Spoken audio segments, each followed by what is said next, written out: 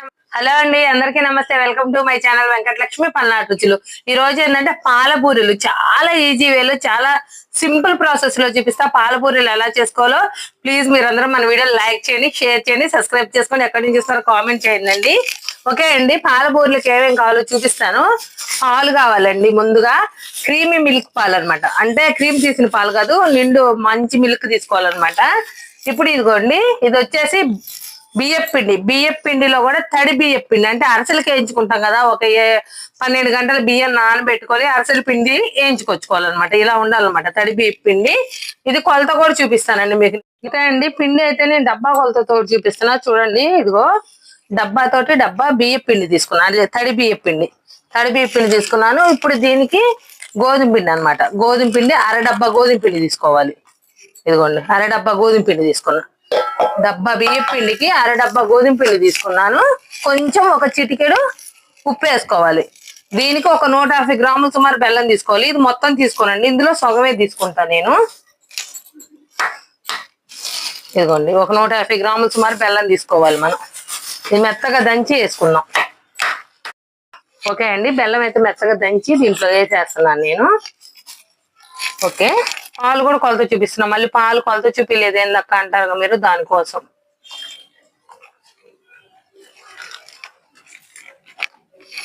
ఇదిగోండి, 30 డబ్బా సుమారు తీసుకున్న పాలు పోయాలి. పోసి కొంచెం జారుడుగా కలపాలి.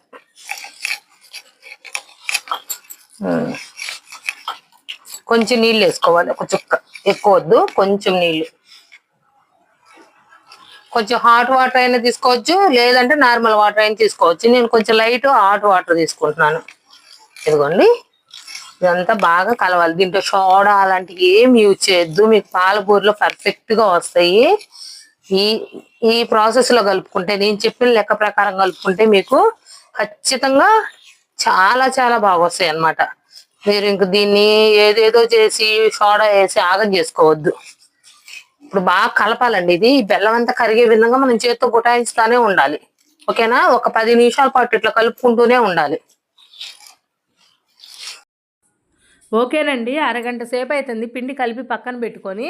అరగంట తర్వాత ఇప్పుడైతే మళ్ళీ పిండి తీసి నేను ఇంకో వరుస గుటాయించుకుంటున్నాను. గరిటతోటి బాగా కలుపుకుంటున్నాను, రఫ్ కొట్టుకుంటున్నాను. ఇది మళ్ళీ ఒక 5 నిమిషాలు ఇలా రఫ్ కొట్టుకుంటే బోర్లు బాగా పొంగుతాయి.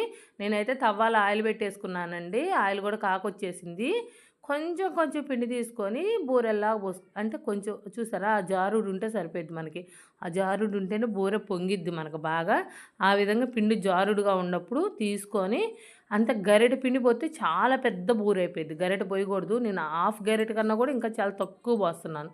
చూసారా, ఫస్ట్ పోసిన బూరెలు ఎలా పొంగినాయో అన్నీ అదే విధంగా పొంగుతాయి అన్నమాట. బాగా పొంగుతాయి, అన్నీ అదే విధంగా పొంగుతాయి అన్నమాట.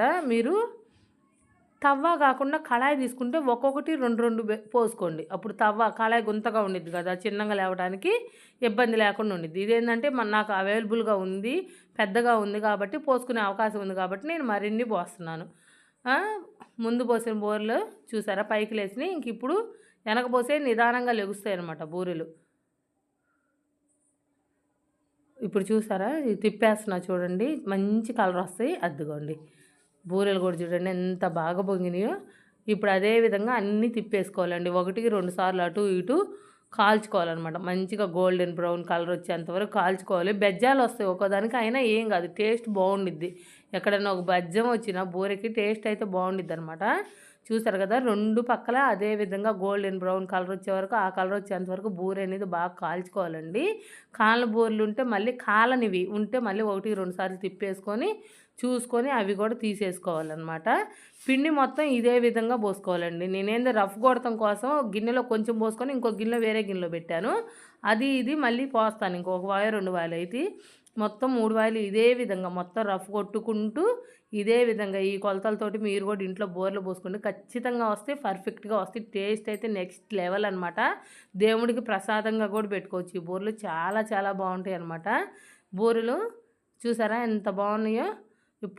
ఓకేనండి, పాలబూరెలు అయితే మనకు రెడీ అయిపోయినాయి. చాలా చాలా బాగా వచ్చినాయి. దగ్గరికి రండి, అసలు ఎంత బాగా వచ్చినాయి, ఎలా పొంగినాయో చూడండి.